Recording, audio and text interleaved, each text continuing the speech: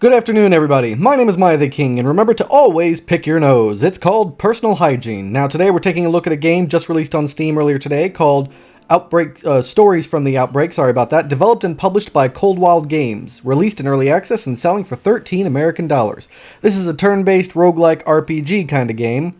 I hate roguelike games, but here we are again because this one looked interesting.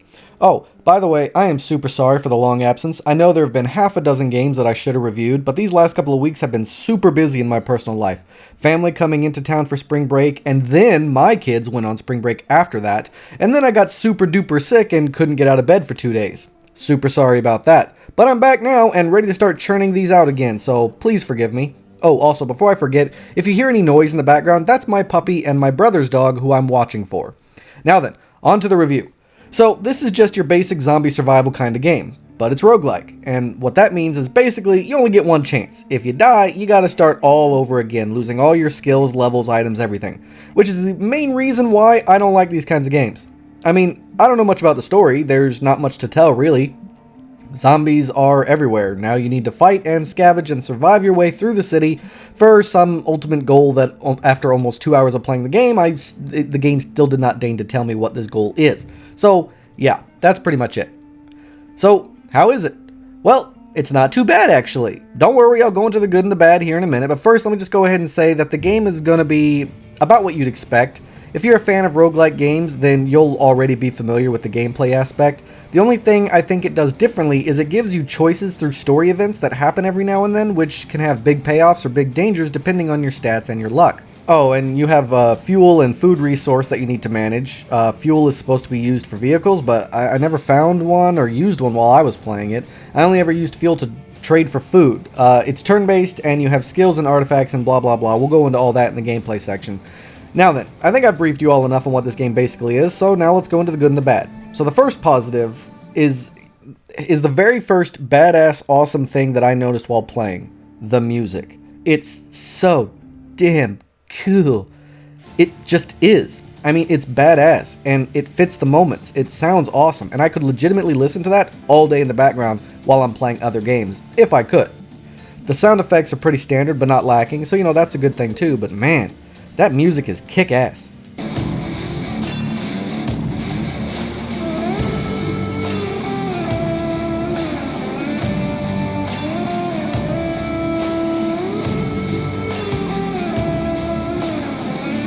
Next up on the positives is the gameplay.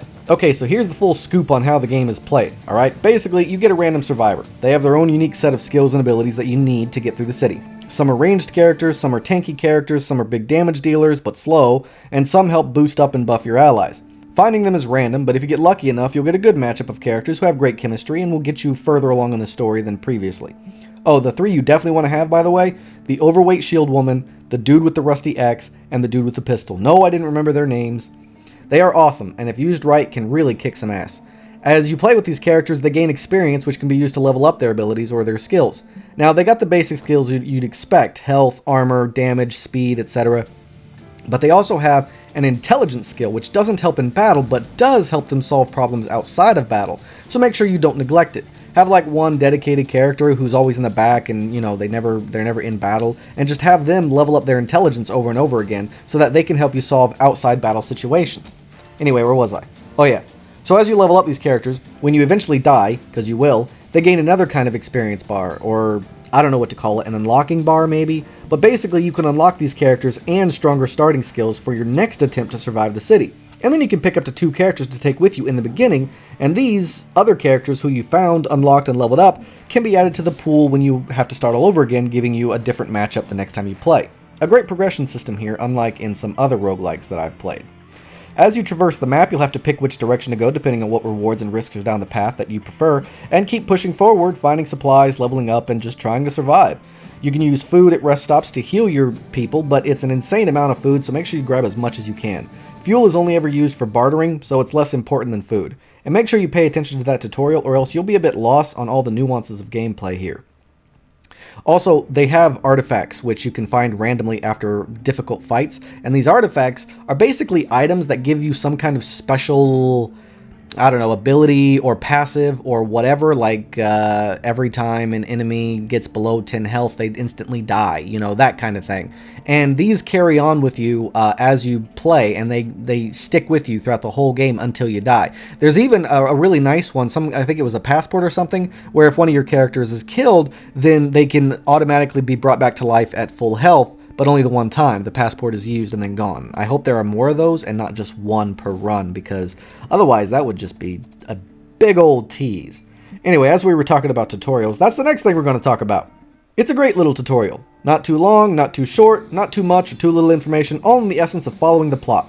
It's a nice little tutorial that teaches you exactly what you need to know early in the game, and then it goes away just as quickly as it arrived. So no big bother here, and I very much appreciate it. Next up is the length of time, price tag, and stability. Because I don't have a lot to say, I'm just going to mash them all together. The length of time here is going to be pretty good considering how hard the game is. You'll be doing it over and over and over again, hoping to get luckier every next time you play. The price tag, $13 for probably 10 hours of gameplay maybe, with well-written scripts, fun fighting mechanics, and everything else here, including that awesome music. I mean, that price tag is perfect. But it's a weird number. Why 13? Why not 10 or 15? My OCD will not stand for this. And finally, the stability. The game is smooth as silk, never crashed or glitched or anything, so it's pretty darn stable. And I guess that's all I got to say about that. And last but not least for the positives is the replayability. Because of the dozen or so characters you can unlock and play as and level up, because of the leveling up for each new attempt, and because of all the different choices and dice rolls here, the replayability on this game is exactly what it needed to be. So yeah, that's another good thing. Alright, so that's all I got to say for the positives of this game. Next up is the negative, so I hope you're still here. But before that, I know I've been absent a while, and I'm super sorry about that, but could you still find it in your hearts to support me and my tiny channel? Every little bit helps. A like, a comment, a sub, a bell, they all really help me out, so I'd really appreciate whatever support you can give. Thanks. Now then, on to the negatives. There's not a lot for me to pick on here, to be honest. I mean, let me put it to you this way. I hate roguelike games, and I liked this one. But if I absolutely had to find something to nitpick on, it'd be these two things. The first is the fact that it's in early access. It's incomplete, though you can't really tell while playing. But when I get to a point where I struggled and struggled only to reach the end of the content and not to beat it, I'm going to be more than a little peeved. And the second thing is the plot and the overall idea. I don't know why developers keep thinking that you need to ramp it up. I mean, a zombie horde outbreak would already be hard enough to survive without needing zombie dogs, zombie dog walkers, zombie giant mutants that have spikes growing out of their backs, or spitting zombies. I mean, we don't need all that. You can make a zombie survival roguelike game like this difficult without needing to make the zombies all fictional and monster-like. There are other survivors who could be a threat to you. There's the number of zombies you may have to face. Like, you're stuck with 4 people, but maybe you have to go up against 8 zombies. Maybe you have to find and earn weapons rather than starting out with them, and this can help you determine different skills and develop different, abilities. Maybe there are other things like hunger or exhaustion to deal with. Dirt! I mean, dirt is a huge killer, so make hygiene important. Just stuff like that to make us a zombie survival game. We don't need all these big hulking behemoths coming at us when all we have is a pipe wrench and a baseball bat. Even the biggest, baddest bodybuilder with a bat wouldn't be able to take on a zombie behemoth. So why do you expect this small group of weak, hungry survivors to be able to do it? This same weak, hungry survivors who've been traveling for days fighting zombies to exhaustion. See what I mean? That kind of unrealisticness added to something already unrealistic is just a bit superfluous. Know what I mean? And if you don't, superfluous means unnecessary or unneeded. But those are the only real gripes and complaints that I got here. Is this an in-depth, immersive RPG roguelike about surviving the apocalypse? No. It's just a fun, casual little zombie game with a hint of survival thrown in. I don't know if I said action, but I meant to say it's a fun little zombie action game with a hint of survival thrown in. But for someone who hates roguelikes, like me, I actually really found myself enjoying the game and wanting to get back in there. Hell, even now I want to get back in there and keep trying, and as I said, I actually hate these kind of games. But I like this one, so they must be doing something right. So yes, I'd highly encourage everyone who sees this video to go and at least check out the game. Even if you're not a fan of games like these, I'd still encourage you to check it out because it's good enough that it makes someone like me like it. It's worth its price tag, it's fun, it's engaging, and before you know it, you're going to sink 6 hours into the game and completely lose track of time because you're just so sucked into its fun, repetitive gameplay. Alright? So that's all the time I got for this video, everybody. It's good to be back. Thanks so much to everyone who watched. If you have any questions or concerns, please let me know in the comments down below. Don't forget to like and subscribe, and I'll see you all again on my next adventure. So until then, I bid you all farewell.